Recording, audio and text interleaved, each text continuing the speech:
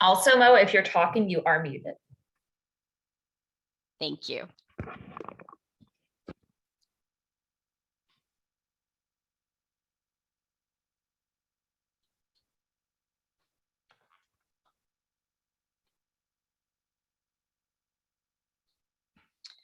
All right, I guess it's 1 minute after 1, so we'll go ahead and get started. We are making sure that all of our speakers are able to join us here today. But our first speaker is with us, and that's Nancy Padrone, and she's from the Babylon School District on Long Island. And she's been working on menu and food procurement for the schools for a long time and helped finesse do some modules for menu planning. So she'll be starting us out today on our menu planning and procurement webinar series from Farm to School New York program work team, which is hosted by Cornell. And if you guys are not familiar with that, I will make sure to put that link in the chat. It's open to all Farm to School stakeholders to join and participate in. And then we're going to hear from hopefully Chef Dave and Joe B from the Kingston City School District. Chef Dave was also at the Poughkeepsie School District and did a lot of great work on farm to school and menu and recipe development there. And Chef Joe has a restaurateur in Kingston and has a lot of expertise to add to that. Then we're going to hear from Julie Rawe from Broome Tioga Boces, whom most of you probably do know, and she's also part of the Farm to School program work team leadership. And she will be talking about taking great photographs and marketing and getting the news out to students and families about your menus and getting people excited through promotion. And Becky OConnor will finish things off. She's with Harvest New York and also part of the leadership team for the New York State Farm to School program work team. And she's going to talk about simple ways to sort of revamp the menus that you might have and also remind people on how to get New York products for their menus. And then hopefully we'll have some time for Q&A at the end. So I'm going to go ahead and turn it over to Nancy. And please just type, we'll be checking out the chat. So make sure you type any questions you might have as we're going into the chat. And we can ask presenters that and let us know where you're from. And we're recording this, so it's available afterwards. And keep muted until Q&A at the end. Thanks a lot. Good afternoon, everybody. I hope everybody's doing well. And first, I want to say thank you for attending, as we know how busy everybody is in school food service these days, and how we are all dealing with different labor issues, food issues, and etc. But the good thing is that we do have a 30% initiative, and the way to plan to attain that would be through our menus. And I just have up here right now, our farmers are important and knowing who they are, the districts and how the state breaks up for Cornell Cooperative Extension, and of course, my plate. So the first thing I want to talk about today is why do we want New York State products? Well, one reason is it increases our reimbursement by 19 cents per meal. However, besides the reimbursement, it also assists us in helping our economy and helping everyone around us. By utilizing the farmers and planning with them, food hubs can be created, distributors are involved, and it really lends back to your community and your economic growth in your area. What I'm going to try and focus on in this short presentation is how to include New York State products in your menus. We need to define local so that when you go to purchase your products, people know what you define as local and where the food should come from. Where we can find New York State products, defining New York State products, there is a specific definition. How you procure it and include local within your procurement regulations, and where to get help. And believe me, there is so many resources for this that a lot of the work has already been done. The initiative has been around for 4 years, I believe it is. And I just got word yesterday that approximately 56 school districts have been able to receive the initiative.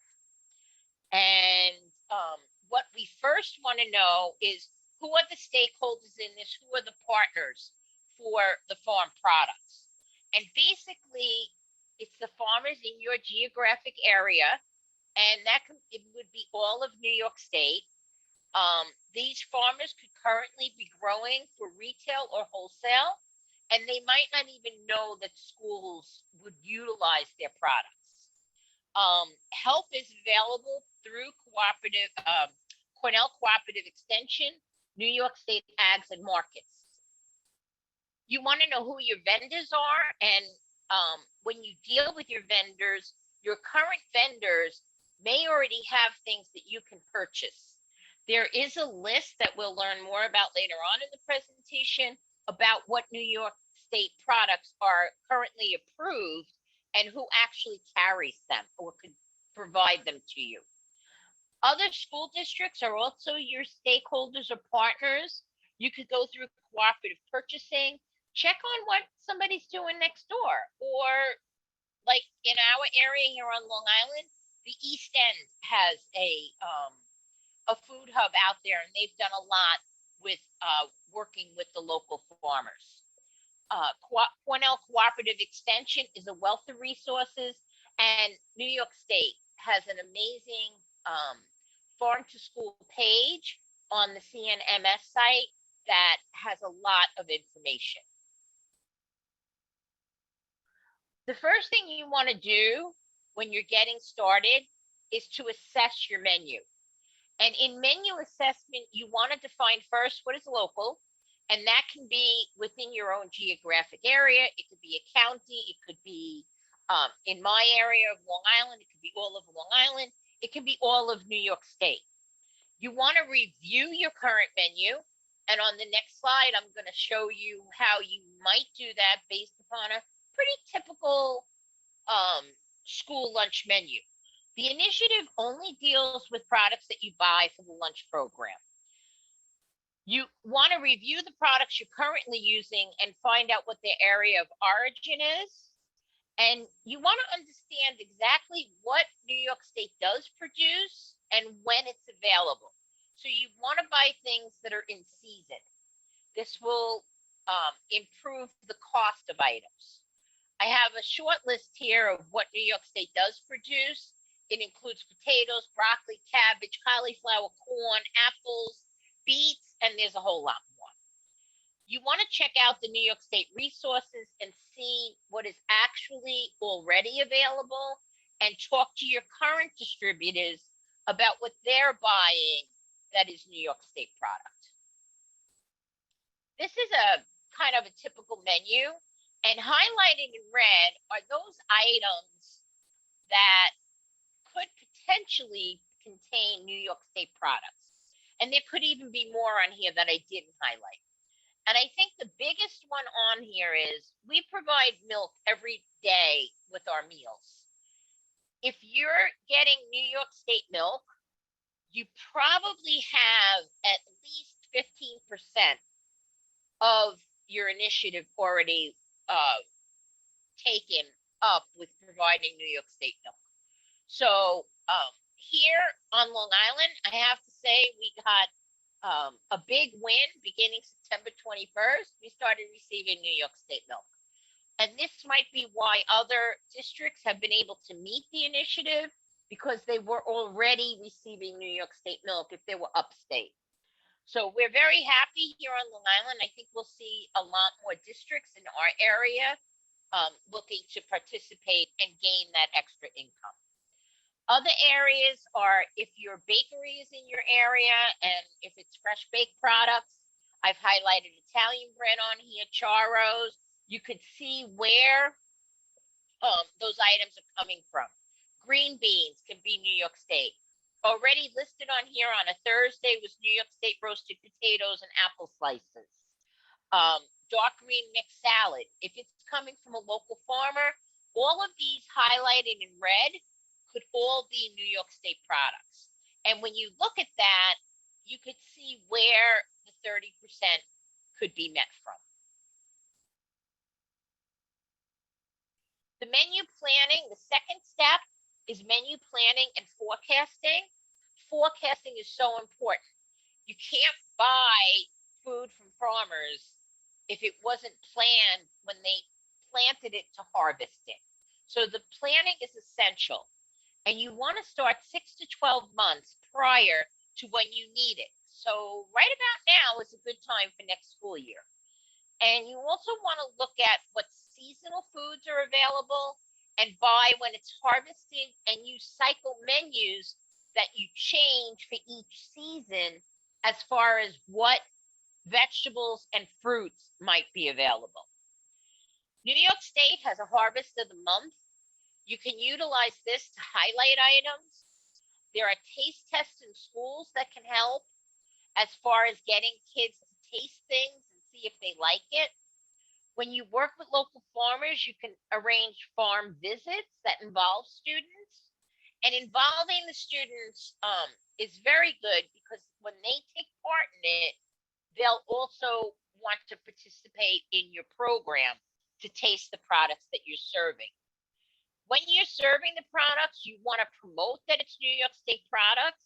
This actually helps your community and supports the local economy. The third step in planning is training and skill development.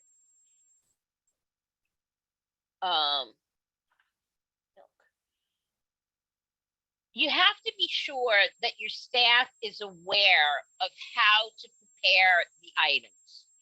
When you get fresh fruits and vegetables, it's different than when you're opening a can or reheating a product. So there might need to be some training.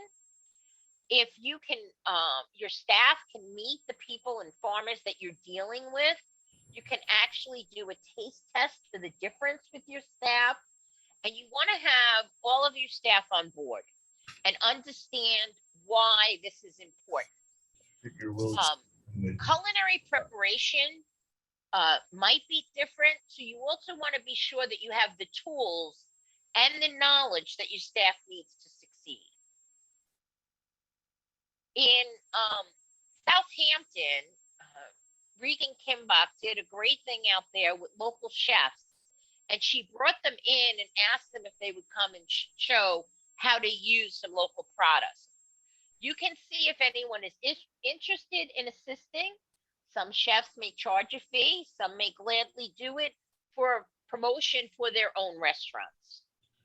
You want to look into training that's already available. New York State does do a professional cooking in the summer, and I believe they are planning to restart that this coming summer. The last 2 summers due to COVID, it did not take place. ICN, the Institute for Child Nutrition, has virtual trainings in preparation. They also have many recipes that you could utilize. And then the Farm to School Institute is a wonderful resource.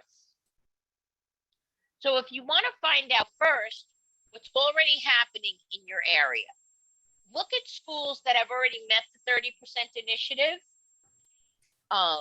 You want to see, how much do I really have to spend on New York State products? Do you know what that is? If you don't know, the state has a calculator for you. And I'm going to show you that in a second after I give this presentation where you can find this information. So you plug in some numbers from your budgets and you get an amount that you need to spend on New York State product. As I said earlier, our Long Island area in September started receiving our half pints of milk from New York State. Dairy is a big contributor to this equation. Your half pints, if they come from New York State, you want to know how much you're spending on this item. Other items that could be coming already from New York State and you're serving them would be yogurt, butter, cheese, and possibly your fruits and vegetables. Yep. Now, what you spend in entitlement or with DOD or favors, you cannot add to the 30%. Is there purchasing available for you to participate in? An example that we've had here on Long Island for quite a number of years is with Schulman Farms. We actually purchase Long Island products that are then brought to the OGS warehouse, and we pick them up with our USDA boxes every month. We pre-order, and it's all Long Island or New York State products. The East End Farm to School project is right here on Long Island. We can all take an example by seeing what they have been doing. And that program has been operating for a few years through grants that have helped them. Don't discount any grants that you want to apply for. There are many farm to school grants that could help you. You could purchase equipment that might be necessary. You could train staff through that. And we could also have developed, and these are, there are more in upstate New York area food hubs that provide products and bring in food from different farmers and then deliver them out. Some other successful programs that have been in existence are New York Thursdays, where everything on Thursday in your school is New York State products. So right there, it would be, if you're buying all New York State, possibly 20% of your purchases are coming from New York State. And then feature harvest of the month as well. These are students at Southampton for a school taste test, and they're trying a local spinach recipe. When they do the taste test and then it is served on the menu, if the students have tasted it, they might know what it is, and when it's served on the menu, they would then enjoy it, and you would be purchasing more of that item.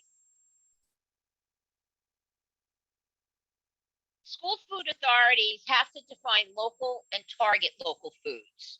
This is very important. So what does local mean? That's up to you. It could be in a mile radius. It could be within a county, an entire state, or just a region. When you define what that is, you include that in your bid specs or in your discussions with potential farmers or distributors. Our definition for New York State food products is defined as a food item that is grown or harvested in New York State or produced in New York State.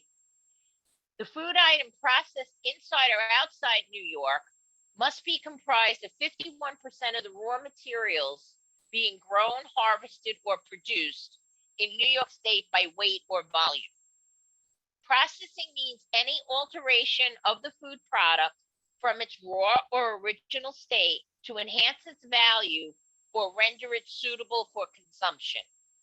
Examples of processing are butchering of meat or poultry, cooking, pasteurizing, or packing foods.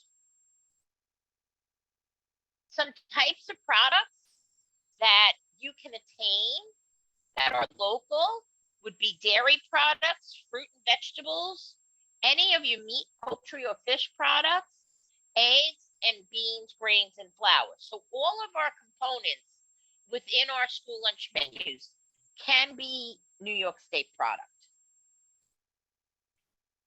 The value of sourcing from a local farmer is that when you choose to purchase these ingredients, whether it's within 10 miles of the school or elsewhere in the state, the investment helps to keep these farms in business, and it helps with the agricultural landscapes to be protected.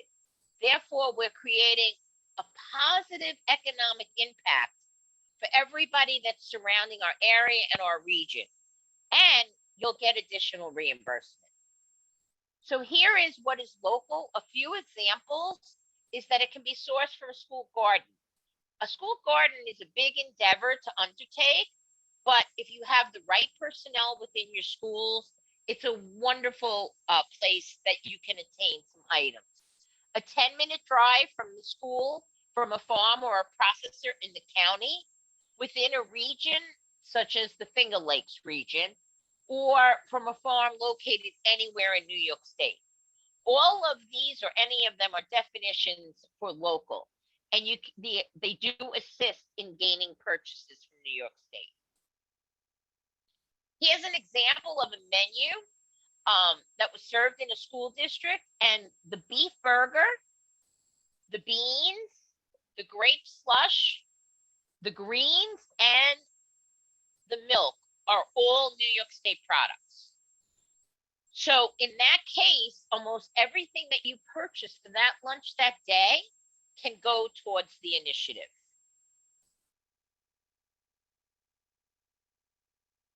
You want to look at local production and the seasonality and what those resources are. You have to start conversations with farmers and other producers. You might visit your local farmers market.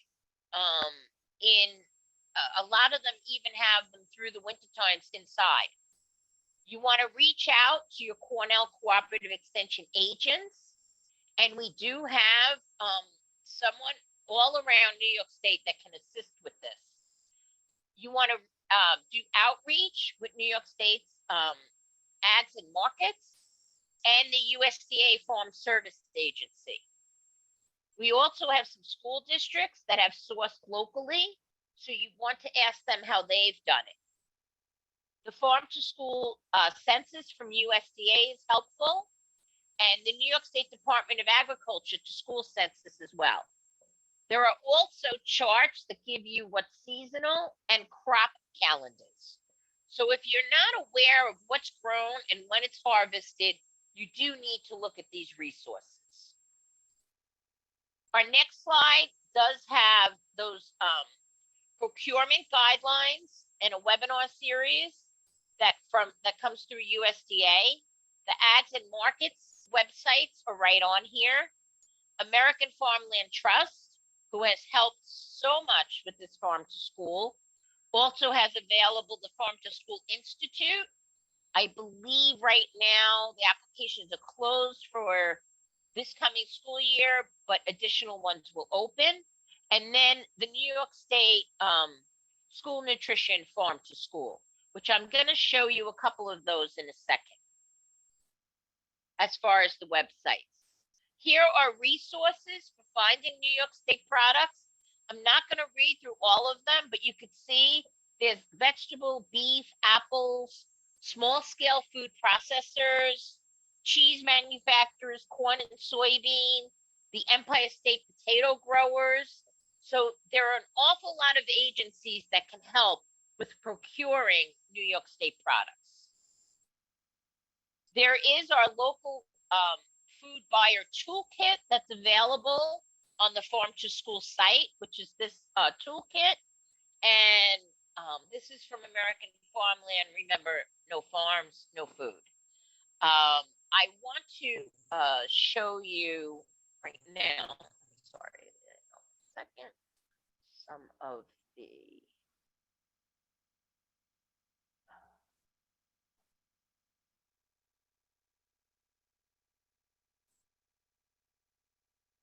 this is a 30% New York State eligible database. Can you see that? It lists all of the products that are available that are New York State. And we're going to hear more about this later on in this process in our presentation. Then here's the 30% initiative. And on the New York State Child Nutrition website, here's so much information. This is under the Farm to School 30% New York State.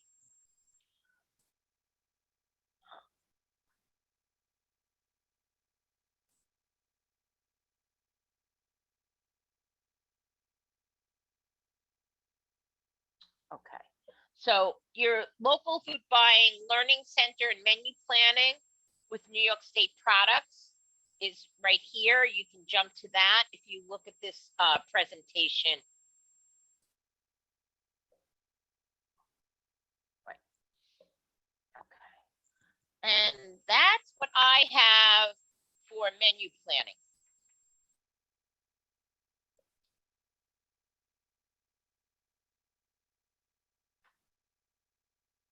Did we get any questions in the chat?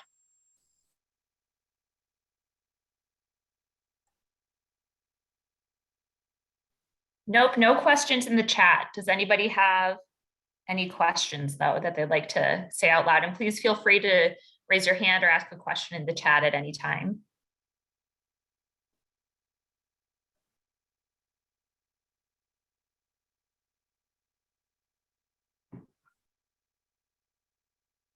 Mo, are you talking? Because you are muted.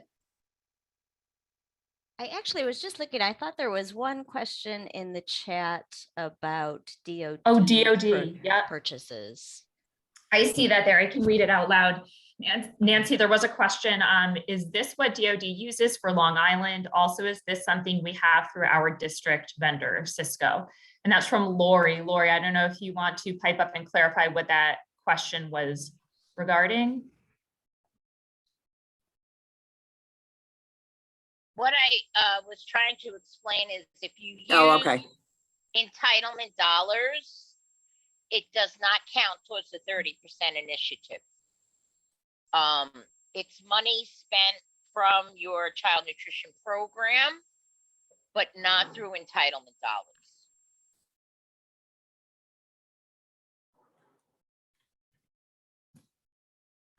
Okay, I can email Nancy separately since it's a different company that I work for. Okay. I'd be happy to help you. Thanks, Nancy. You're welcome. And I'm just going to drop in the chat some more curated resources about the 30% New York initiative. So this includes links to Child Nutrition's webpage on that, product eligibility worksheet, et cetera, et cetera. Also, some trainings are on our website as well. Great. Thank you so much, Nancy. And Becky, do you want to go ahead and go next? Because I think your presentation flows nicely with that. And then we can have Chef Dave go, who has joined us now. And yeah, keep typing definitely in questions in the chat. Okay. Oops, I better share my screen, right? That would help. Okay, I'm going to do my whole screen because I'm going to pop over to Airtable after or at the end of this. Okay, can you see my PowerPoint? Yep, good to go. Very good. Okay, so I'm Becky OConnor. I am a Farm to Institution Coordinator with Cornell Cooperative Extension's Harvest New York program. I'm based in Western New York, so I work with about, I think it's 10 counties now in Western New York, and also on some statewide initiatives like the Farm to School website and the New York Product Database. My contact info is here, but we do have, if you're not in Western New York, not in my region, on the Farm to School PWT website, which I can't remember, Mo, did you share that in the beginning? Did, yep. Okay, great. So on that website, you can find a Farm to School coordinator in your county or region. And if you can't find somebody, or if you want to reach out to me directly, I can help point you to the right person. So today I'm going to be talking about revamping your menu, kind of as a tool to incorporate more local foods into your meal program, and also about how your menu can be used for outreach and promotion. And then at the end, I'll give a brief overview of the 30% New York eligible product database. And my Zoom controls aren't showing up for you, right? Like blocking the top here? No. Okay, great. So one of the things schools are often interested in when I'm talking with them for the first time is knowing about what changes they can make right now. Like what can they start serving that is local right now? And to figure this out, I'll work with them to assess their menu, and I'll also get a better understanding of what level of capacity they have to make change. So for example, a school that works with a food service management company, they contract for food service, they have a little bit less flexibility. Maybe a district like Buffalo Public Schools, for example, they can't do micro purchases, so that there's a little bit less flexibility there. Some folks might not have a kitchen where they have enough equipment to be cooking anything right now. So taking all those things into consideration, all kind of assess, what capacity they have to make change. And so I'm going to introduce 3 levels of change, which can really be considered beginner, intermediate, and advanced. And sometimes a school will come in at the advanced level, but more often schools are at the beginner or intermediate level, and just thinking about things they can do that won't require a whole overhaul of their lunch program. So that first level is identifying the low-hanging fruit. Level 2 would be introducing seasonality, and level 3 would be rethinking the center of the plate. Come on, slides. Here we go. So we're going to start with level 1, identifying the low-hanging fruit. This is really making one-to-one swaps. So we're looking at direct product swaps that can be made at any point in the school year without making any changes to your menu. So schools at this level might not have the capacity or the bandwidth to introduce new menu items or change what they're serving, but they want to start using New York products. So at this stage, we focus on identifying things that are already on their menu that are available from New York farms. We're not really considering seasonality here unless they happen to have things on their menu that are seasonally available, like cauliflower or cucumbers. And there are items that can be swapped for a similar cost. So we have that on the left here. Those items that are almost or always or almost always available. So I will say that things like potatoes and cabbage are typically available through March and into early April, and apples sometimes run out in May or June, depending where you're located. But the similar cost items would include apples, onions, potatoes, dried beans, shredded cabbage, and then your milk, yogurt, cottage cheese, sour cream, if you're already getting those New York products. So those are items that schools typically already have on their menus, save potentially dried beans, but you can swap those out for your canned beans on there. That are available pretty much all year, and they cost basically the same. And then we have the items that are, again, always or almost always available, and they're going to cost more than those New York items. But I still want to show these schools that, hey, this is on here. So we have hydroponic lettuce, hydroponic tomatoes, beef, eggs, cheese, and then things that aren't really staples of their menus, but maybe they do use them, maple syrup and honey. So here's a pretty simple cookie cutter January menu. And I don't want anyone to think that I'm putting down this district if they recognize where the menu's coming from. And I actually know that there are some things that are served that aren't really included on the menu here. So I just wanted to point that out, but for the purposes of this exercise, this menu as is works really well, because I want to show you things that can be directly swapped.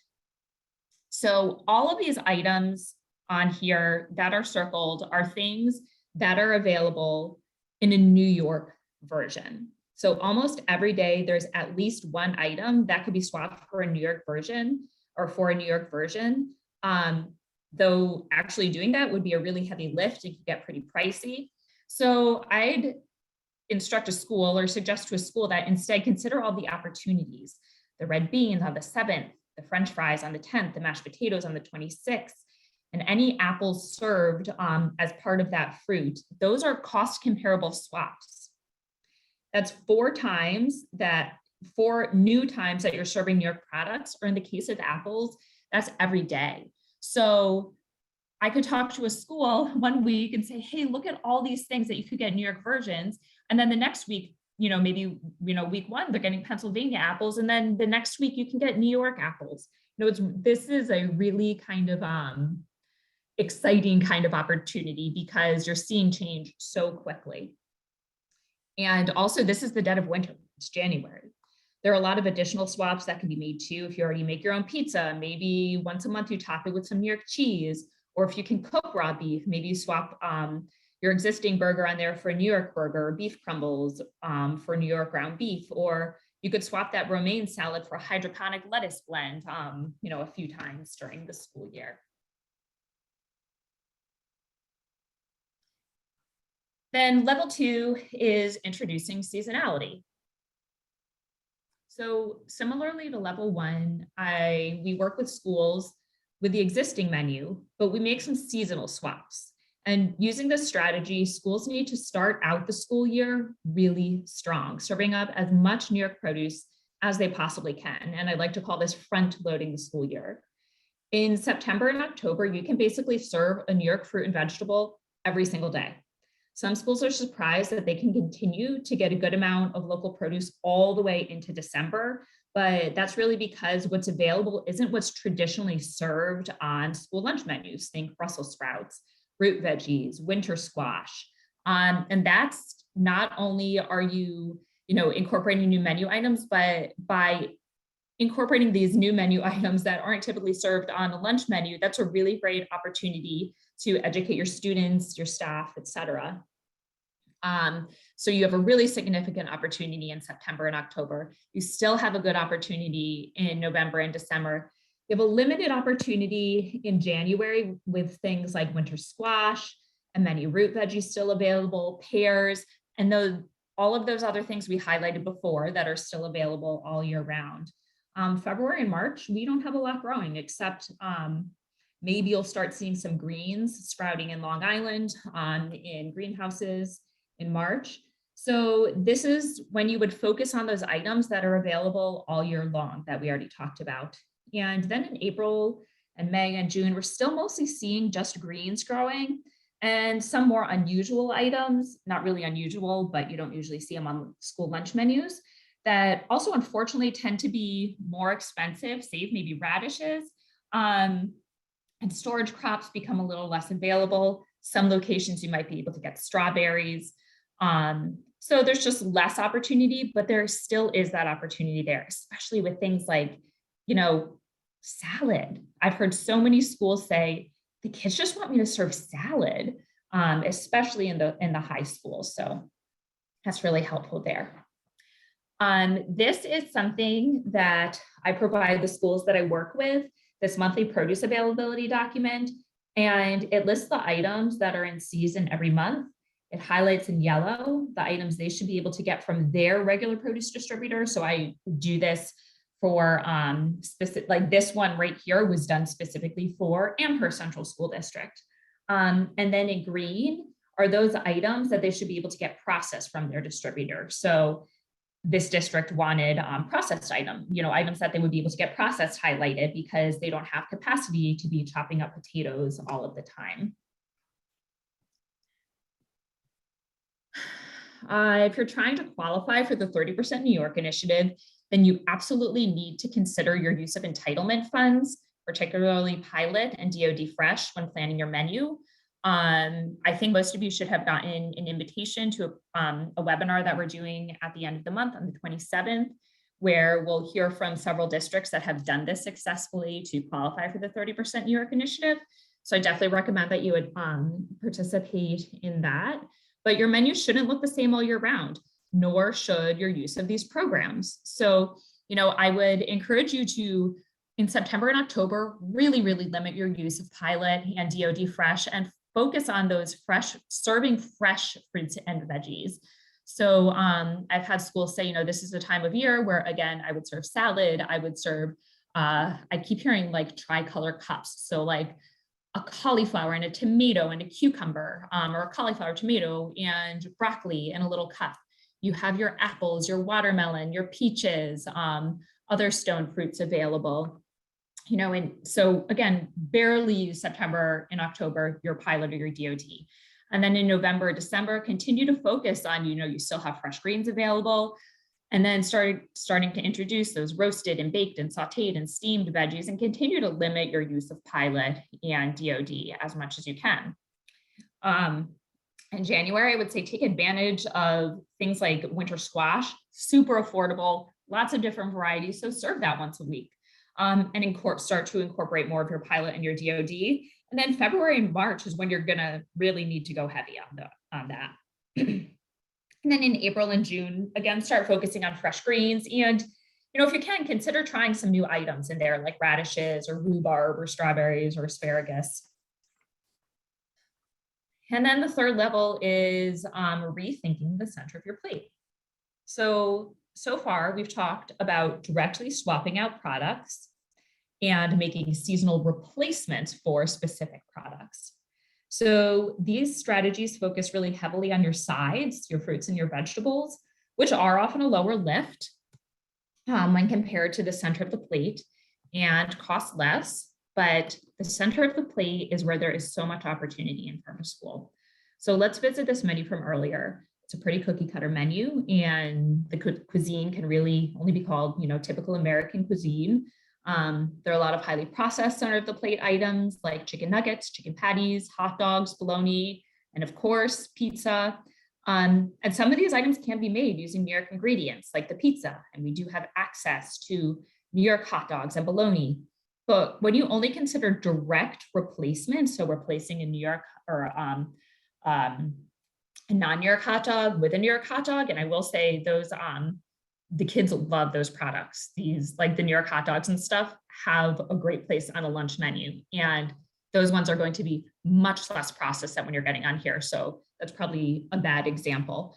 But when you're only considering direct replacements, you're missing out on opportunities to not only increase your use of New York products, including things like beans and produce, but introducing students to new flavors and in many cases, serving foods that are more similar to what many students eat at home. So this menu here includes more options than the previous one we looked at and isn't wildly out of reach for a district just starting to make changes.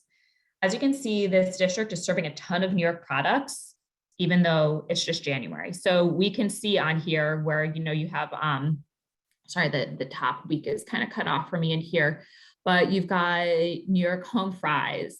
You've got your New York State potato wedges and upstate yogurt, your New York beef stew, your New York lasagna soup, your New York meat sauce.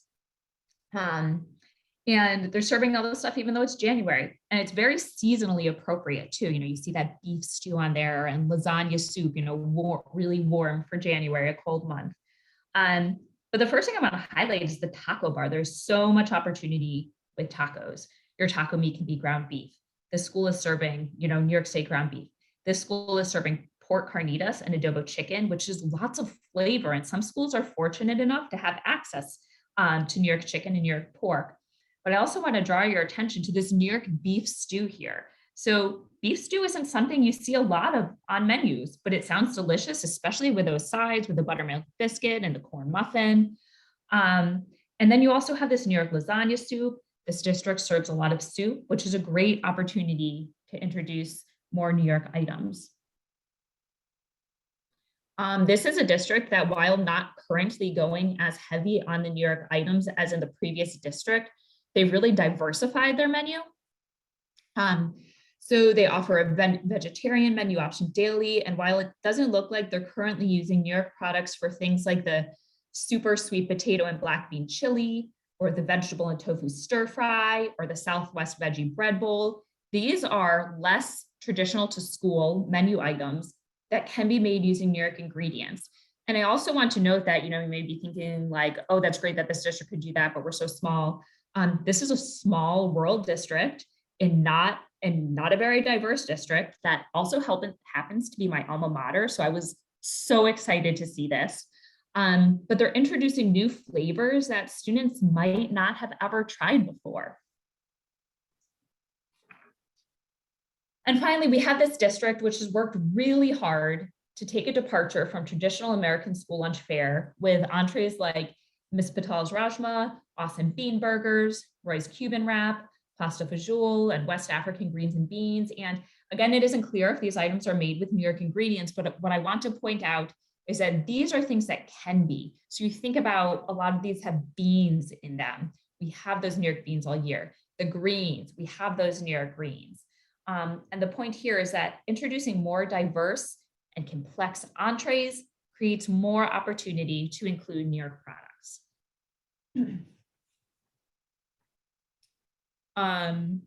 Next, we are going to talk about using your menu for outreach and promotion. So I'm specifically talking about your physical lunch menu, the one that's posted on your website and sent home to parents. It's your first opportunity to share about your efforts to serve local foods. So this district has done an excellent job of indicating the local foods they're serving on their menu and other menu specials as well. I am going to call this out. This is GST BOCES, and they've just done a really excellent job with these menus.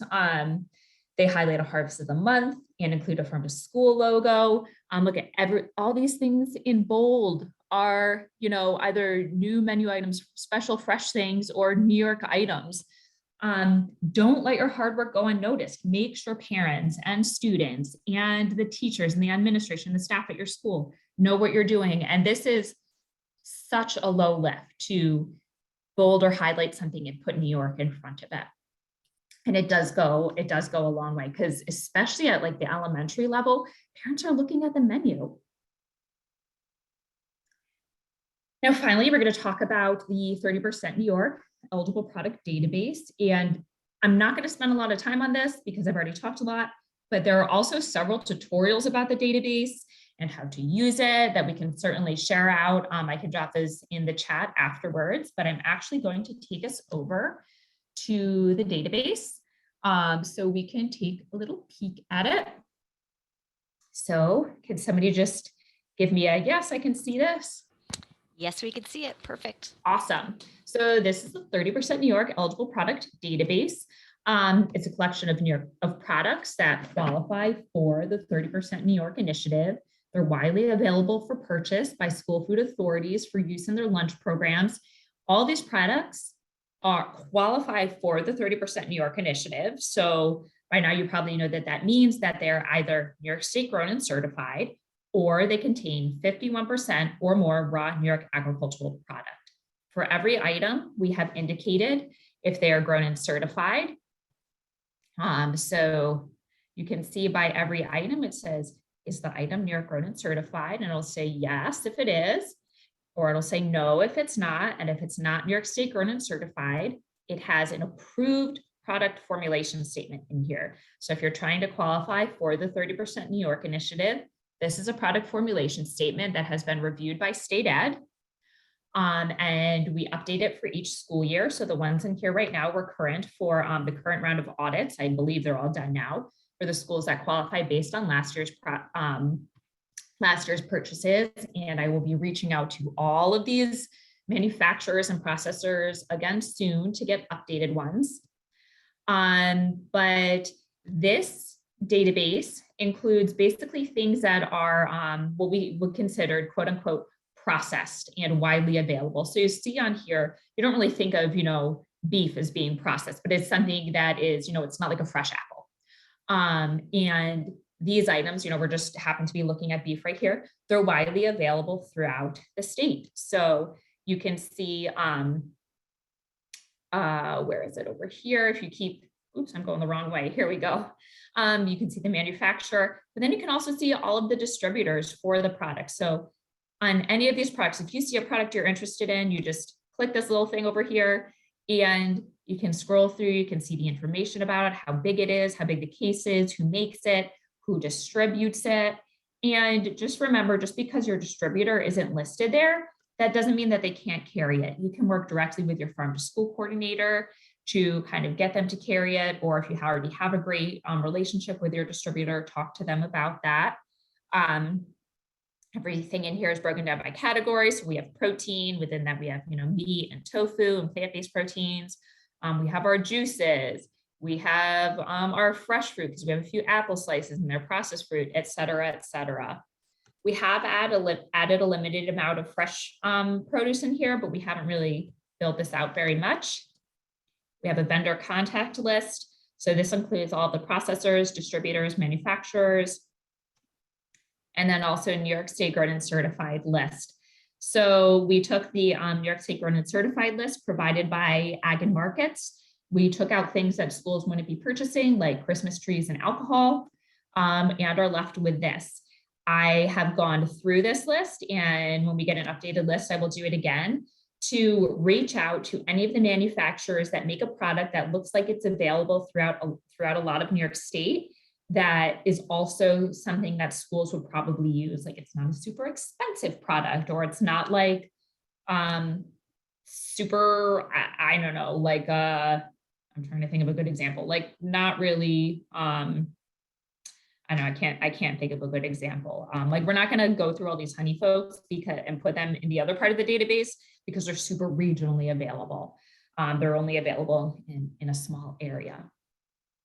So I'll just go back to my presentation for a moment because we do have a direct link now. So one of the problems with the database is it has this like really ugly link. But if you go to farmtoschoolny.com, there is now a quick and fast link to the database.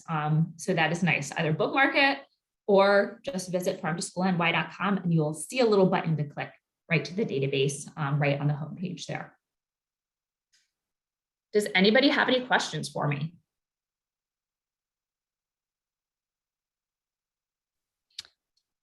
You could go ahead and unmute yourself or type something into the chat. I haven't seen anything come in the chat, but just so everyone knows, Becky had mentioned a 30% panel discussion that's coming up, and I typed that link in there if you want to check that out and register. And I'm just dropping the link to Airtable in the chat. And there you go. Perfect. Thank you. Thank you so much, Becky. That was great information.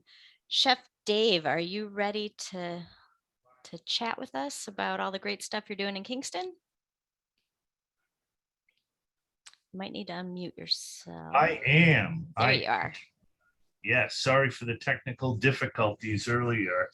Very, very happy to be here. Very happy to follow Nancy and Becky, some big shoes to fill. I'm here with Joe B., my assistant director, and I feel tying into Becky's segment that here in Kingston, we are at a level 2. Kind of new to the district, both myself and Joe, and we have gone from a 5-week cycle menu to a seasonal menu. And I don't know, Stephanie, if you got the email that I sent you on Monday with a little recap of what we've done September, October, November, using the farm to tray items in our menu here at Kingston. If you didn't, I'll resend it and we can share it and discuss it in the future. Basically, I and Joe use the Farm to Institution local food buyer toolkit. Ton of resources in there, ton of easy links to access what Nancy and Becky have been talking about this afternoon. Again, we're at a level 2 doing some moderate changes to our menu using local stuff. And it's kind of a 5-step process for us that Joe and I have fine-tuned here at Kingston, and we're just going to run through those steps. Does that sound good? Sounds great. Okay, so step 1, identifying new menu items, and we're both Ulster County residents. We have a good working knowledge of seasonality of produce that is available. We do purchase from both Dagley Brothers and Red Barn. Joe has a lot of communication with those folks to see what is coming up before we write the following month's menu. So we will identify new items using our seasonal knowledge and create a seasonal cycle menu. We'll start that in the summer, ease into it during our summer feeding program and summer schools, and begin to plan our fall and winter menus at that point. I'm gonna hand it over to Joe. one thing that we found right away while we were discussing menu items and using fresher ingredients, local ingredients, was you really need to make sure that all of our different schools, we have 12 different schools here in our district. When you bring in something very nice and wholesome, like for instance, summer squash, we need to know that that produce, that nice produce, can be processed correctly. So the big hurdles so far have been, number one, making sure that we have the right equipment to process these foods. When you're serving upwards of 5,000 lunches, that's a lot of zucchini and yellow squash to process. We're fortunate enough that here in Kingston, we have a central kitchen that is large enough and staffed enough that we can take in 40 cases of zucchini and run them through a large buffalo chopper, season them up nicely with some different seasonings and some canola oil, etc., and send those out to the school with instructions of lay them out on a baking sheet, put them in your oven, different times, things like that.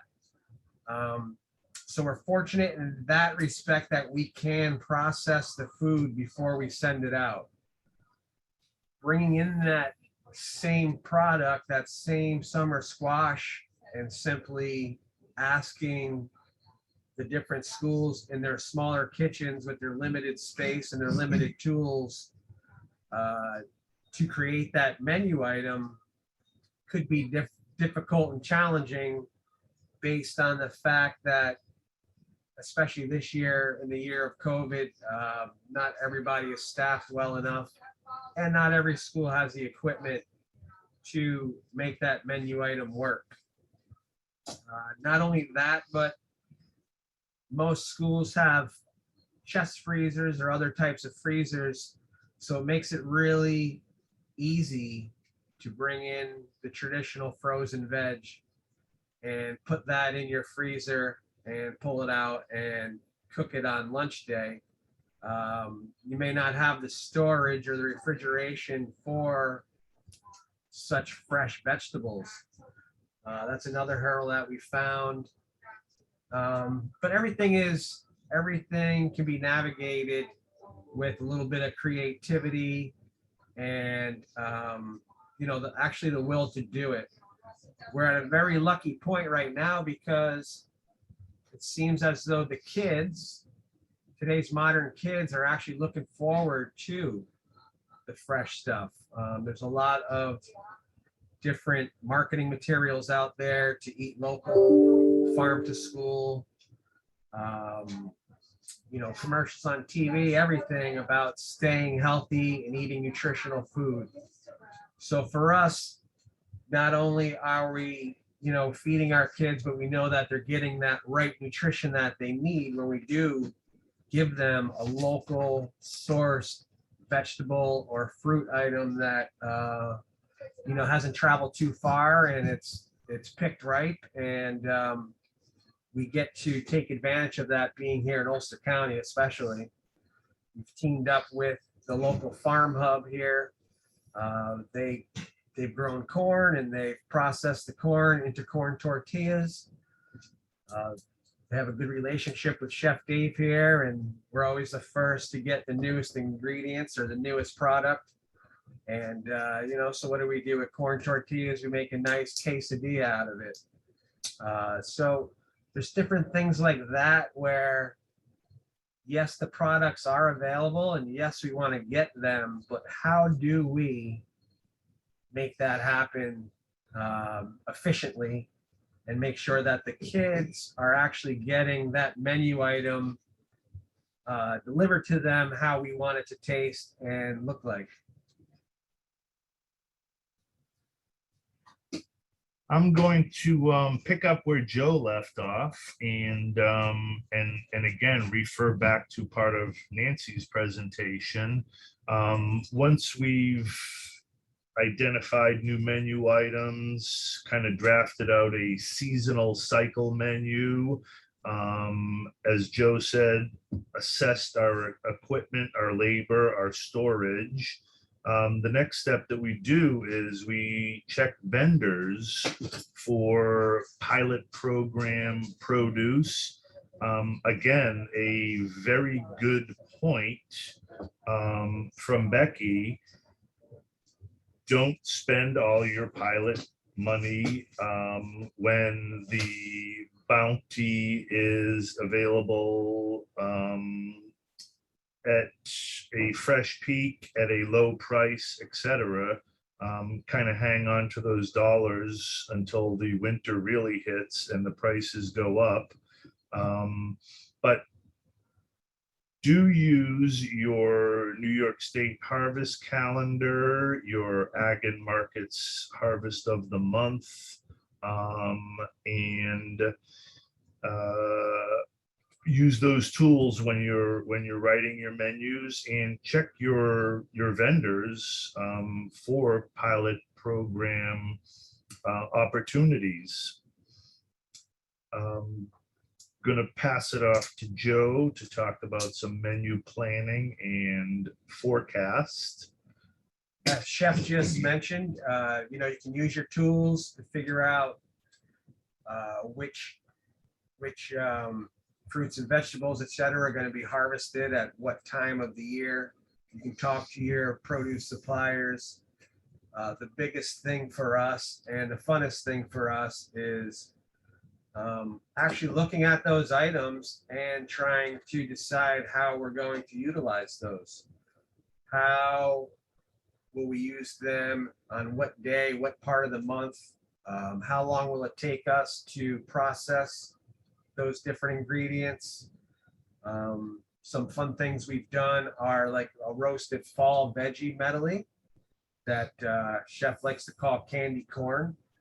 And it's basically very colorful, diced up pieces of beets and parsnips and carrots and butternut squash, and season them up with some LOVE. Yeah, we put that in there. And mix them all together. And one thing that you can do that a lot of folks out there don't know is that, yes, you can marinate your vegetables with seasonings for a couple of days, and just like a piece of meat, and wow, what a taste. As I said before, the kids are looking for this stuff. They love to go home and say that they had a great meal. But the biggest thing that we can do to get to that point is make sure that we're prepared. So make sure you're prepared with the equipment. Make sure that you have enough days to prepare the actual food before you send it out, if you're sending it out. How much do you need to bring in, because you don't want to waste it? That's another part of this whole equation.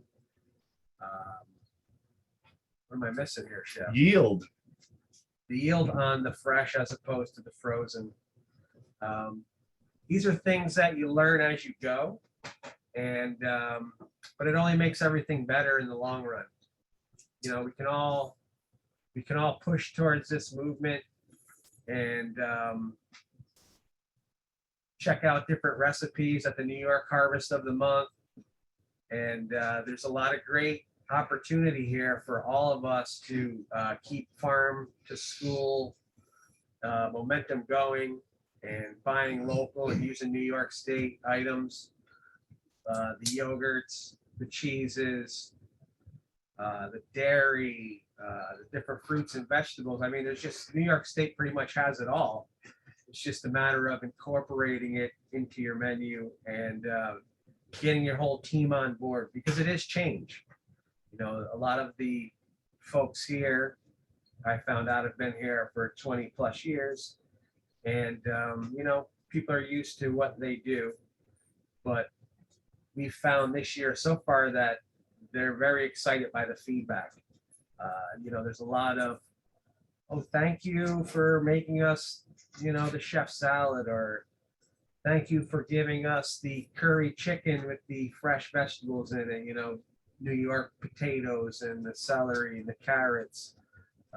So there's a great opportunity here to make this fun and exciting also. Thanks, Joe. So to recap, we talked about identifying menu items, assessing equipment, labor, storage, using DoD and pilot programs. Joe just finished speaking about menu planning and forecast. That's definitely Harvest of the Month, kind of does a lot of the thinking for you. And Department of Ag and Markets, Recipes and Resources is a great starting point to find different recipes that may fit your kitchens and give you guidance on how much to buy and what your yield will be with finished product. And then that ties into step number 5, which is actually generating your recipes, whether you've done them before or not, and you're doing a small batch test recipe, which we typically do during summer school on a smaller scale. But the final step is to generate your recipes or use recipes that are scalable, tried and true, and standardized from the Department of Ag and Markets, their Recipes and Resources. Generating instructions. Keep in mind, you will have different portion sizes for the different age groups in your K through 12 world. And getting that information out into the schools and onto your menu to highlight these farm to tray menu items is kind of the final process. That is our experience here at Kingston. And Stephanie, I just want to say we totally appreciate the opportunity to share what we've done here with the rest of the folks in this K through 12 world. So thank you, Stephanie, for pulling this all together. Oh, you're welcome, Chef Dave, and also everyone else on the Cornell Farm to School Committee.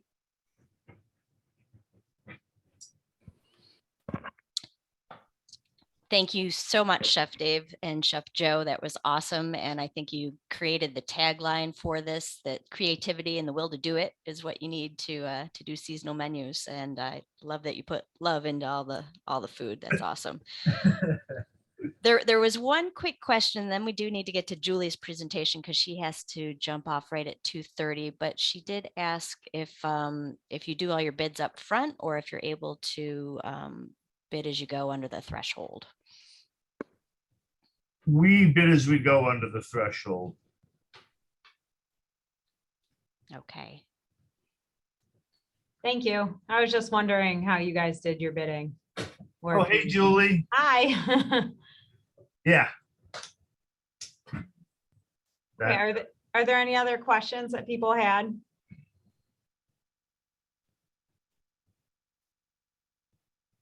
Okay, I'm gonna go ahead and share my screen.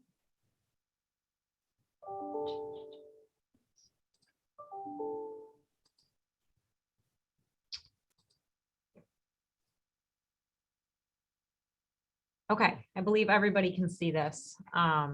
So I'm going to talk about farm to school marketing. So taking what everybody else just shared and turning it into more of a marketing plan with your farm to school meals. Just a little bit of background information. So I work for Broome-Targabosi's Rock On Cafe. We run a bunch of different school meal programs, serving 15 school districts in our area. So there's some of the data on this slide, but I'm going to move right along here.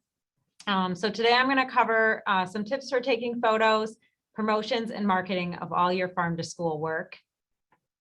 A little bit of a disclaimer. I am not a professional photographer, and all the pictures, a lot of them that I'll share in here, I took just to I honestly just learned through the years what is a good photo and what's not, and learn some techniques that I'm going to share with you today to take some good photos. But again, I'm not a professional photographer, and that's why I believe anybody can learn to take good photos.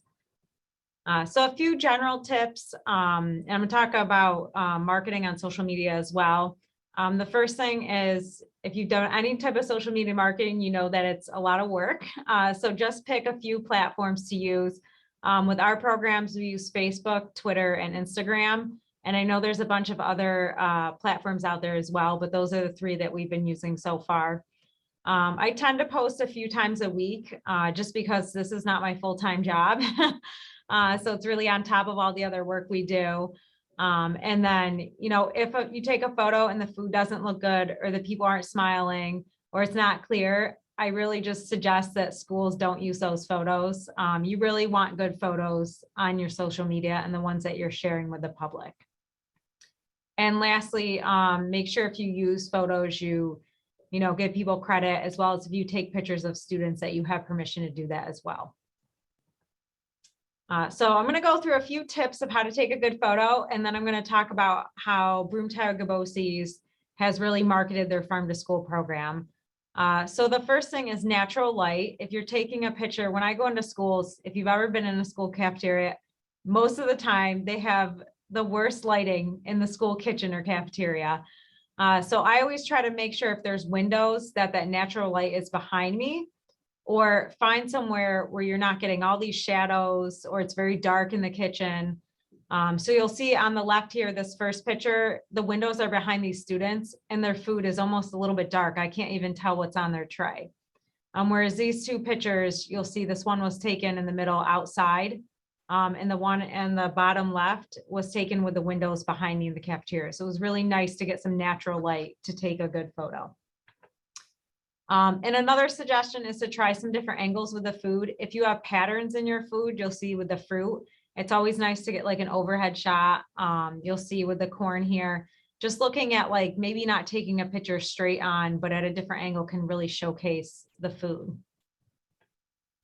And then this is always a huge tip, because I get a lot of photos sent to me for us to use. And I always remember that you can always crop the photo a little bit. Sometimes if the photo isn't really the best one, you can, you know, crop it on the right here. You know, you don't want someone cleaning in the background next to this beautiful tray of rolls. So just being able to crop that out. And again, just making the photo and showcasing the food and people a lot better. Another tip is to look at the background. Again, that gets into like what was in the background of the rolls here. But also you can really use the background to your advantage. So like these are pictures on the left here of our farm to school meals. And, you know, just having the students eating in the background, or the cafeteria in the background, or in the upper right, we're doing a taste test, like really looking at that background and using it. Whereas on the right here, you see a couple trays, like there's in the bottom right, there's a dirty spoon in the picture, you know, just trying to be aware of your surroundings and really using them to your advantage when you're showcasing your farm to school food.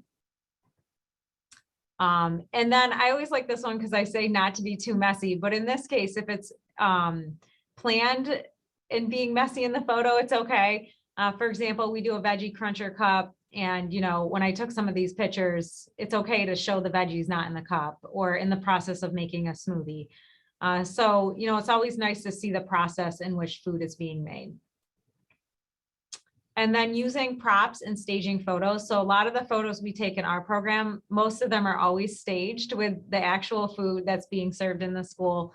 But again, with our taste tests, our New York Thursday taste tests, using props, like if you're serving something in a salad form like this corn salad in the middle, you might want to have some peppers in there to showcase that you're using peppers in the salad, or the New York potatoes that we're using in our potato salad.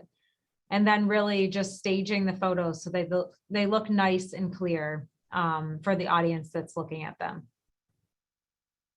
And then also thinking about patterns. Some of these pictures here are actually from Greenville Central Schools. They have when they take their photos, if you follow them on social media, they have some really great photos where they use patterns in their serving line. But also when you're serving, let's say you're serving like a New York salad with New York romaine, just, the salads in the process of being made or served. Those are always great pictures with patterns in them. And then inviting people to the party. So a lot of times you already have the people there. When I go into a school to take pictures of all of our farm to school work, a lot of times we'll have a legislator there, the kids are there. A lot of times we'll have a superintendent or a principal. In the upper left here, the superintendent is eating fresh local sweet corn. So just really taking advantage of all the pictures you can get of people enjoying the local food. And then playing with your settings. If you have like I take all the pictures with my iPhone. So if you have an iPhone or another phone, you can play with the different settings and looking at like a portrait mode, which blurs the background, or a non-portrait mode doesn't, and seeing what really looks best. Sometimes I take the same photo 2 different ways and then see which one looks better and use that. Looking at the texture of foods, so much of our farm to school foods have such great texture. So especially like sweet corn, kale, cabbage, all of those items that we're using in the schools really lend themselves to great photos. So here's just a few of the pictures we've taken in our schools, but really thinking about the texture of the food and showcasing it. So again, just some photo ideas, obviously the food, but it's much more than the final product, looking at the delivery of the product, the prep of the product, and then also the people who are there, from teachers to staff to administrators to students.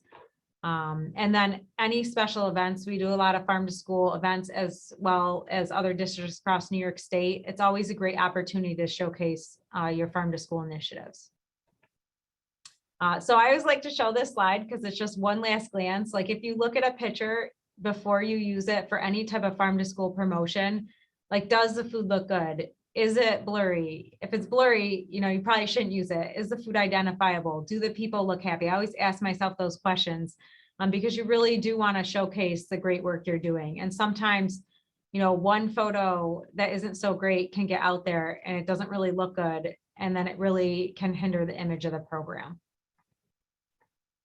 All of our promotions and marketing is driven by our menus. So as I believe it was Nancy who had mentioned that, she had suggested doing menu planning 6 to 12 months in advance. We actually do that as well. We plan actually, I think it's more like 15 months in advance.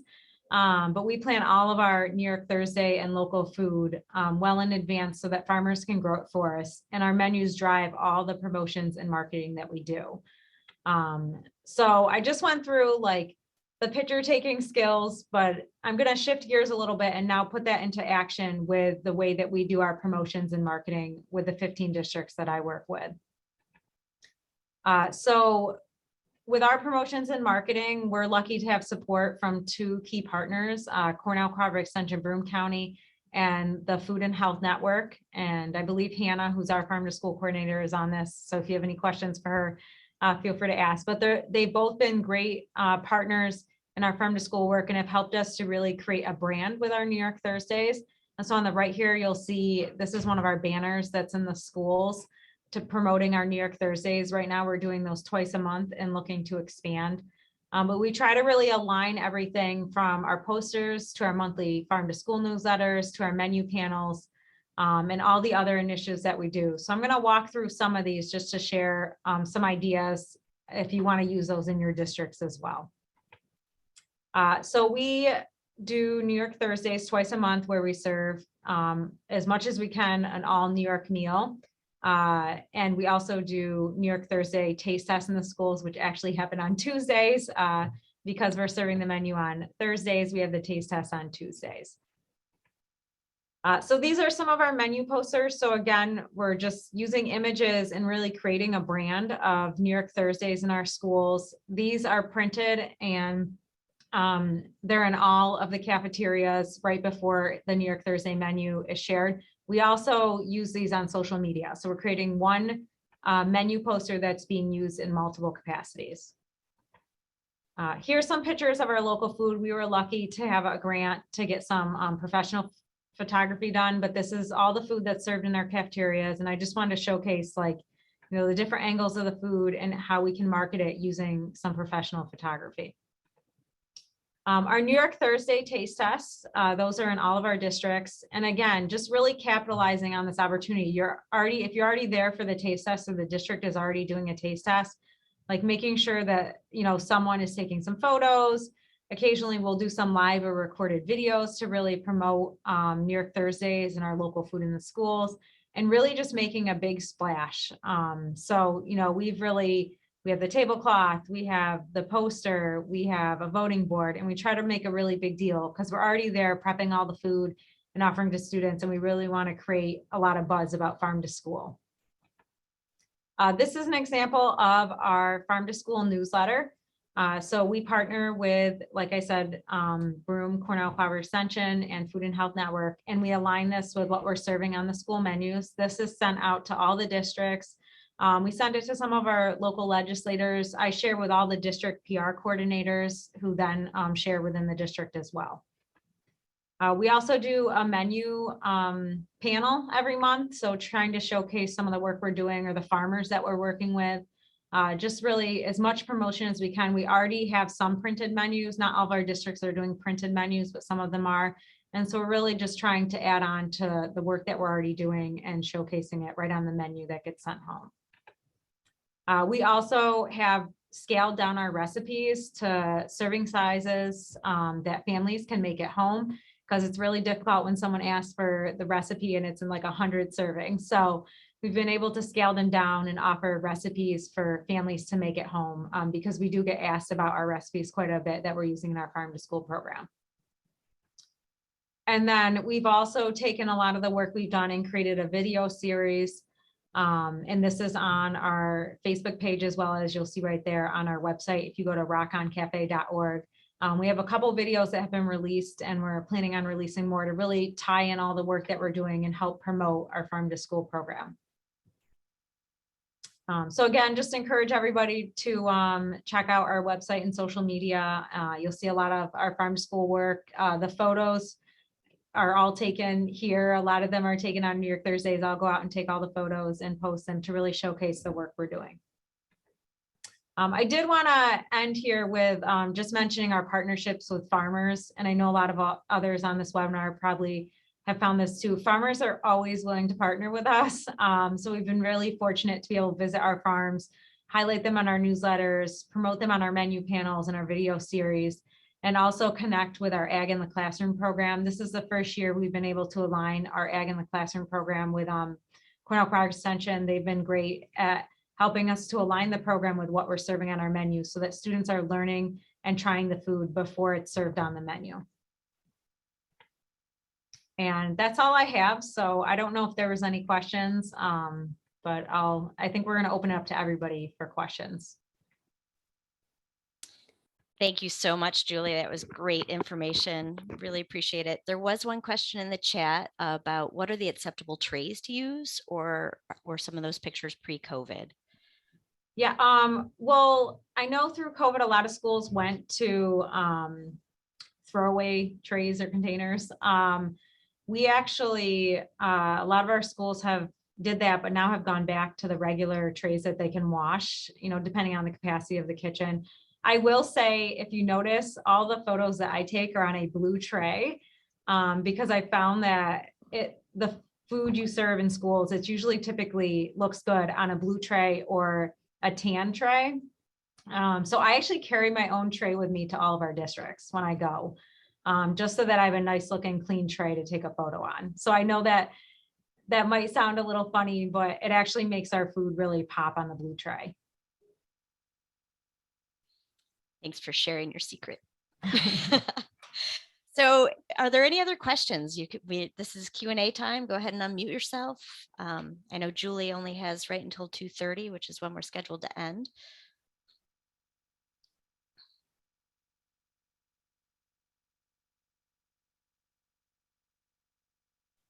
Mo, I know you are recording this presentation, so we will post this on the Farm to School New York farmtoschoolny.com website once we have that all ready, and Mo will be sure to share that out with everybody who registered.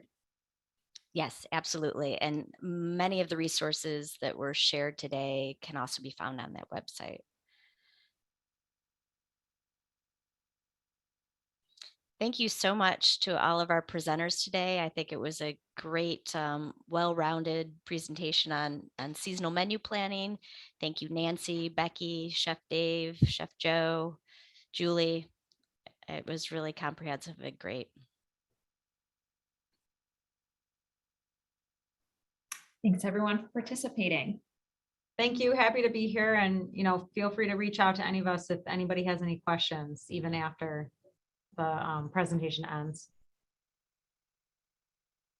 And again, as Becky mentioned, we will share the recorded presentation with everyone who's registered, and then it will go up on the website once it's remediated for. I see one more question in the chat, so I can answer it. It says, you mentioned that our school has some PR channels and people. Do you know if all districts have a PR person? What position should I contact in my district to find out? So Adrian, I'm not sure what district you're with, or if you want to share that, feel free to chime in. But in our districts, all the PR departments are run by BOCES. And it actually took me quite a few years to reach out to our PR department at BOCES, and they gave me all the contacts of all the PR coordinators in all the districts. So I've made it a habit to, like, anytime we do a farm to school newsletter or share something big, to just email them. And I share it on our social media, and a lot of them will share it out if they're prompted. So most districts should have a PR coordinator, and maybe just ask, I don't know, someone in the district, because they must have someone, I would think. I don't know if that's helpful, but feel free to chime in. I know the districts that I work with, a lot of them do not have a PR person. The district that my children are in, actually, right now, I'm running social media as the PTO vice president at like so each individual school is different. So I think that's really something that you just kind of have to find out district by district, school by school, what they're doing. I think something I was going to say is I think it's really great that Rock On Cafe does all of this promotion for the food service program. I do know a few districts have said, like, oh, do you think we should start our own farm to school page? I know one district that has done this successfully, but I have found that you get more traction if you do it through the district's page, because parents are already looking at that. But I highly recommend, we all love to hate social media, but parents look at it. Yeah, I didn't know that some didn't have PR coordinators, but oh yeah. I'm surprised that all of ours do, or some are shared between the districts. But yeah, I mean, reaching out and seeing, or even if some of our districts have, like, I know they have PTA social media, because I like follow it, and you could even just create a list of your own and email out important info that you want shared. Most of them are looking for content. Yeah.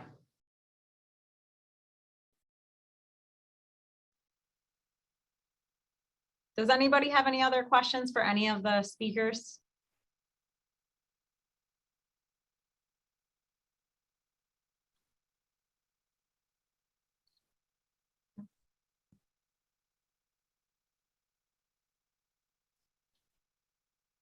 Yep, and then Reagan just commented that local papers are always looking for content as well. I would say that's true as well.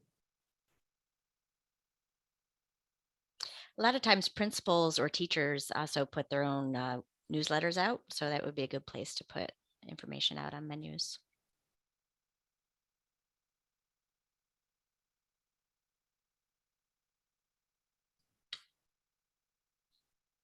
And Julia mentioned, don't forget to tag to share the joy. Absolutely. Well, we're right at 2:30, and I guess if there's no more questions, just a big thank you to everyone who participated today and to our speakers, and we'll make sure to get this recording out to everybody. Thank you. Have a good afternoon, everyone. Thank you.